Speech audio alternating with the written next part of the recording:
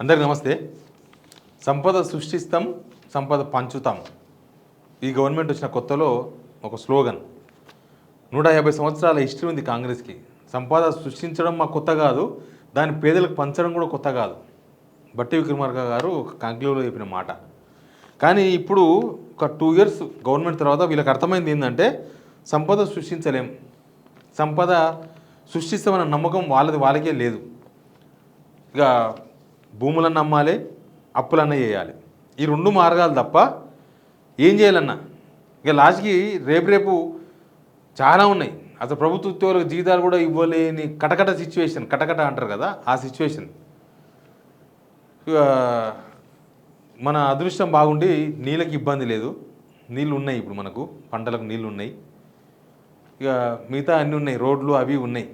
లేకపోతే ఇప్పుడు పోయిన రోడ్లు కూడా వేసే పరిస్థితులు లేవు. వాళ్ళు నీళ్ళు లేకపోతే వీళ్ళు తెచ్చిచ్చే అవకాశం కూడా లేదు.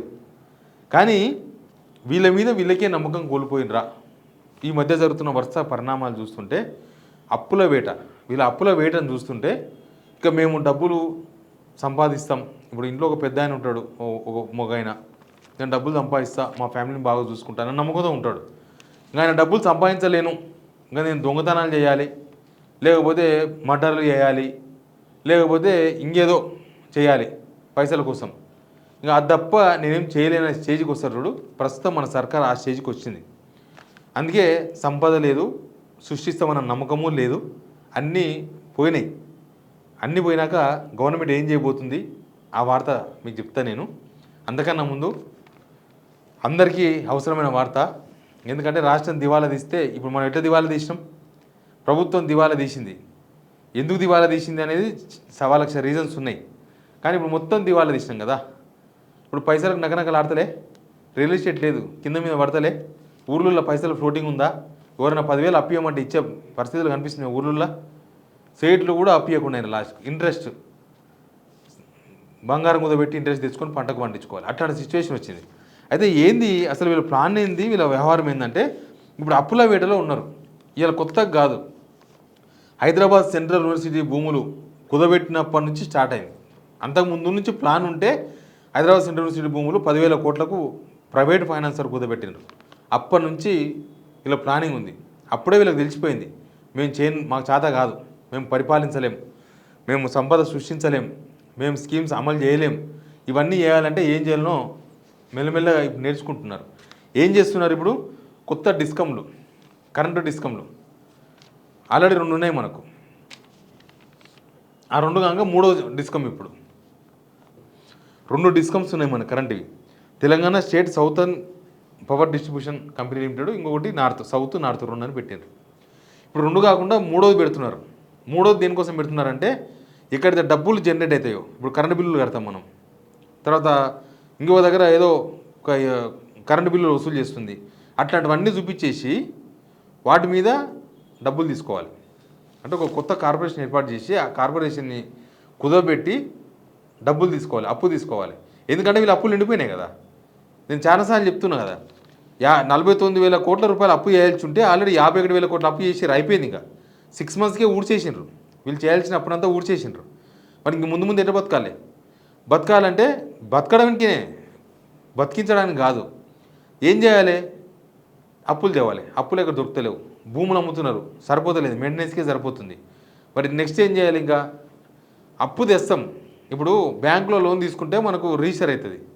ఏనవుతాను అప్పు తీసుకుంటే బ్యాంకులకు తెలియదు, మనం కోట్ల రూపాయలు అప్పు చేయొచ్చు. అట్లా దానికి ఏం లెక్క ఉండదు, నువ్వు బ్యాంకులో వేస్తేనే కౌంటు, అదంతా బ్లాక్ మనీ. ఇప్పుడు కూడా వీళ్ళు అదే పని చేయబోతున్నారు. ఇప్పుడు ఏంది, ఆర్బీఐ పరిధిలోకి రాకుండా అప్పు చేయాలి. అప్పు ఎట్లా చేస్తారు? కార్పొరేషన్ ద్వారా చేస్తారు, కుదబెట్టి చేస్తారు. కాబట్టి సెంట్రల్ గవర్నమెంట్ ఆల్రెడీ వాళ్ళ చట్టాలు కొన్ని ఉన్నాయి కదా. అప్పట్లో కేసీఆర్ చెప్తుండే రైతుల మోటార్లకు మీటర్లు పెట్టే ప్లాన్ చేస్తున్నారు, నేను సస్తే పెట్టా అంటుండే. ఎలక్షన్స్లో కూడా బాగా ప్రచారం చేసిండ్రు. ఇప్పుడు ఈ గవర్నమెంటు అది చేయబోతుంది. ఈ గవర్నమెంటు సెంట్రల్ పాలసీని అమలు చేయబోతుండ్రు. దాని ద్వారా ఈ డిస్కమ్ పెడితే దాని ద్వారా డబ్బులు తీసుకోవచ్చు.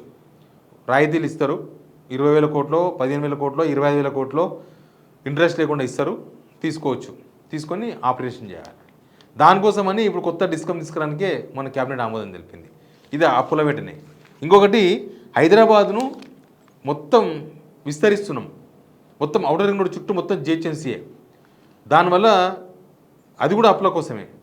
ఒకటి జిహెచ్ఎంసీకి డబ్బులు వస్తాయి, అక్కడి నుంచి ఇక్కడ నుంచి అక్కడక్కడ ఖాళీ భూములు అక్కడనే ఉంటాయి కదా, నడి హైదరాబాద్లో ఏమి ఉండవు, ఇక ట్యాక్సులు తప్పే ఉండవు. కాబట్టి అక్కడి నుంచి డబ్బులు వస్తాయి, ఆ డబ్బులు జిహెచ్ఎంసీ నడుస్తుంది. కానీ ఒక పెద్ద కార్పొరేషన్ చూపిస్తే డబ్బులు ఎక్కువ వస్తాయి కదా. ఇప్పుడు జిహెచ్ఎంసీ మీద అప్పులు ఇచ్చే పరిస్థితుల్లో లేరు, ఎవరు కూడా అప్పులు ఇయ్యరు ఆ కార్పొరేషన్ మీద. గ్రేటర్ హైదరాబాద్ మున్సిపల్ కార్పొరేషన్ ఇవన్నీ కూడా ఆర్బీఐకి తెలియకుండా వస్తాయి పైసలు. అంటే ఇవన్నీ ఎఫ్ఆర్బిఎం పరిధిలో ఉండవు, నీ లిమిట్ ఎంత అనే దానిలో ఉండవు, లిమిట్ క్రాస్ చేసిన అప్పులు ఇవి. ఇప్పుడు మనకు కనిపించేవి 2.5 లక్షల కోట్లు మనకు ఇవే ఆర్బీఐ పరిధిలో తీసుకొచ్చినవి ఇప్పటి వరకు. ఇంకా ఇప్పుడు క్రాస్ అయిపోయి ఆ 2.5 లక్షల కోట్లు అయిపోయింది. కాబట్టి నెక్స్ట్ మొన్న దాసోత్సవం అని చెప్తున్నారు, 3 లక్షల కోట్ల 4 లక్షల కోట్ల అప్పు చేసిరు ఇప్పటికని. ఈ కార్పొరేషన్స్ అన్నీ తెలియవు ఎంత అప్పు చేసిర్రు. ఈ 2 సంవత్సరాలనే 4-5 లక్షల కోట్ల అప్పు చేస్తే మొత్తం 10 లక్షల కోట్లు అవుతాయి గవర్నమెంట్ అయిపోయే లోపల. ఇప్పుడు ఆ కార్పొరేషన్ హైదరాబాద్ పెద్దగా చేసేసి దాని మీద ఒక 20-30 వేల కోట్లు తీసుకురావాలి. అవి ఎప్పుడు వస్తాయి? ఈ నెల వస్తాయో, వచ్చే నెల వస్తాయో, వచ్చే సంవత్సరం వస్తాయో. కానీ ఆ డబ్బుల కోసం దానికోసం ఇదొక ప్రయత్నం. ఇంకా ఇట్లా చాలా ఉన్నాయి. ఇప్పుడు ఇండస్ట్రియల్ ఉంది కదా, వాళ్ళకి రాగా ఒక 5,000 కోట్లు గవర్నమెంట్ రేట్లో 30% రేట్లు కదా. గవర్నమెంట్ రేట్లో గవర్నమెంట్ ₹1,00,000 అంటే దానిలో 30,000 కడితే చాలా ఆయనకి ఇచ్చేస్తారు ల్యాండ్. అట్లాంటిది 9,292 ఎకరాలు చేస్తున్నారు, దానికి 5,000 కోట్ల రూపాయలు వస్తాయి. అది అందులో భాగమే. ఇట్లా మొత్తం ఎక్కడ దొరికితే అక్కడ, ఎట్లయితే అట్లా ఏమన్నా కానీ తెగిడిచినాం, పైసలు కావాలి, లేకపోతే గవర్నమెంటే ఉండదు. ఇప్పుడు కనుక ఈ పని చేయకపోతే, ఇప్పుడు యాక్చువల్గా వీళ్ళు ముందు నుంచి చాలా ప్లాన్ చేసింది, మీకు ఐడియా ఉంది కదా. స్వామి కార్యం స్వకార్యం రెండూ నెరవేర్చేందుకు చాలా ప్లాన్లు చేసిండ్రు. ముందు మూసీజ్ చేసిండ్రు. ఆ మూసీజ్ చేస్తే స్వామి కార్యం ఎట్లా నెరవేరుతుంది? స్వామి కార్యం అంటే దానికి ఇంతో డబ్బులు ట్రాన్సాక్షన్స్ అవి నడుస్తాయి. స్వకార్యం కూడా నెరవేరుతుంది, అది 100% నెరవేరుతుంది. స్వామి కార్యంలో కొద్దిగా ఎక్కువ తక్కువ అయినా స్వకార్యం అయితే 100% అవుతుంది. కానీ అది అక్కడ నుంచి వరల్డ్ బ్యాంక్కి వెళ్ళి డబ్బులు రావాలి, ప్లస్ ఈ ప్రైవేట్ కంపెనీలకి ఈయనకి అక్కడ జనాలు ఒప్పుకోవాలి. పేద జనాలంతా మా ఇండ్లు పోతాయని మొత్తుకుంటున్నారు, అదంతా పెద్ద అంగడంగడైంది. కాబట్టి దాన్ని వదిలేసారు. ఇంకా అక్కడి నుంచి వేసుకుంటూ వస్తున్నారు. ఇవన్నీ ఇప్పుడు అవే, ఇవంతా కూడా ఈ డబ్బులు రాకపోతే గవర్నమెంట్ నడవదు, కుప్ప కూలిపోతుంది. ఆర్థిక వ్యవస్థ, తెలంగాణ ఆర్థిక వ్యవస్థ ఎట్లా కుప్ప కూలిపోయిందో అంతకని ఎక్కువ ఇప్పుడు కొనపానంతో ఉంటే ఆ కొనపానంతో కూడా పోతుంది ఇప్పుడు కనుక ఈ పనులు చేయకపోతే. అందుకే ఇన్ని ఆరోపణలు వచ్చినా సరే ఎవరన్నా ఏమని అనుకొని, దీనిలో స్వకార్యం ఎట్లా ఉంటుంది, ఆ స్వకార్యం మీద తేలినప్పుడు తేలుతుంది. కానీ ఇప్పుడు 5,000 కోట్లు వస్తాయి, ఊపిరి పీల్చుకోవచ్చు. దేనికి సరిపో వీళ్ళకి వచ్చే పైసలు? ఎందుకంటే రోజుకు ఇన్కమ్ ఇంకా పడిపోతుంది, రియల్ ఎస్టేట్ రోజుకు నాశనం అవుతుంది. ఇప్పుడు వీళ్ళు ఈ ఇండస్ట్రియల్ పాలసీతోన 9,292 ఎకరాలు అవైలబిలిటీ తీసుకొస్తే రియల్ ఎస్టేట్ పెరుగుతుందా పడిపోతుందా? ఎక్కువ అవైలబిలిటీ ఉంది, డిమాండ్ తక్కువ ఉంది. అప్పుడు ఏమవుతుంది? రియల్ ఎస్టేట్ ఇంకా పతనం అవుతుంది, రియల్ ఎస్టేట్ ఇంకా తగ్గిపోతుంది. ఇప్పుడు వీళ్ళ మనం తీసుకొచ్చిన పాలసీతోన రియల్ ఎస్టేట్కి ఇంకా ఉరే. ఇట్లా మొత్తం కూడా ఇక మనం ఏం సంపద సృష్టించలేము, మనం ఏం చేయలేము, మన సంపద రాదు, మనకు జీతం రాదు, ఇంకా మనం ఏదో ఒక చేయాల్సిందే. ఇంకా ఏనోతన అప్పు తేవాలి, అప్పులు కూడా నిండిపోయినాయి, అది కూడా చేయలేము. కాబట్టి నెక్స్ట్ ఇది 3వ భాగం అనమాట, 3వ సినిమా. ఇప్పుడు ఏం చేస్తున్నారు?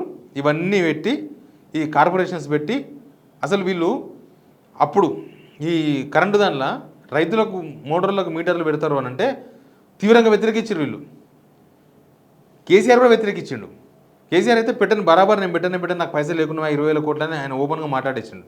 వీళ్ళైతే బీజేపీ బీఆర్ఎస్ కేసీఆర్ మోడీ ఒకటై పెడుతున్నారని చెప్పేసి ప్రచారం చేసిండ్రు. తీరా చూస్తే ఆయన పెట్టలే. కానీ ఇప్పుడు వీళ్ళు పెడతారంట. వీళ్ళు మాత్రం పైసల కోసం దాన్ని కూడా తలొక్కిండ్రు. ఇంక ఇట్లా ఏమేం చేస్తారో. ఎల్ఆర్ఎస్ అన్నారు, ఫెయిల్ అయిపోయింది, అటర్ ఫ్లాప్ అయింది. ఎల్ఆర్ఎస్తోన ఇన్ని పైసలు వస్తాయనుకుంటే జనాలు రెస్పాన్స్ రాలే. ఒక గవర్నమెంటు బెదిరిస్తే కూడా బెదిరుకోలేదు తెలంగాణ జనం. ఉన్నని పోయి ఏం చేసుకుంటావో, నువ్వు దిగిపోయిన తర్వాత మేము అమ్ముకుంటాం ఫ్లాట్ అనుకున్నారు తప్ప డబ్బులు తెచ్చి కట్టలేదు. లేకపోతే ఇప్పుడున్న సిచ్యువేషన్ ఎవరి దగ్గర ఉన్నాయి పైసలు? వాళ్ళ ముక్కు వసూలు చేద్దామని చూసిర్రు, కానీ వర్కౌట్ కాలేదు. గవర్నమెంట్ అనుకున్న ప్లాన్ ఫెయిల్ అయిపోయింది. ఇట్లా మొత్తం గవర్నమెంట్ అనుకునే మొత్తం ఫెయిల్ అయినాయి ఇప్పటి వరకు. ఫెయిల్ కావడంతోనే ఇప్పుడు ఈ కొత్త ప్లాన్లు చేస్తున్నారు. ఇంకా ఇది మోటార్లకు మీటర్లు పెడితే మళ్ళీ రైతులు ఎట్లా రెస్పాండ్ అవుతారో చూడాలి. ఈ హైదరాబాద్ పెద్ద చేస్తే ఎన్ని అప్పులు తీసుకొస్తారో చూడాలి. ఇదంతా ఒక పెద్ద స్కెచ్.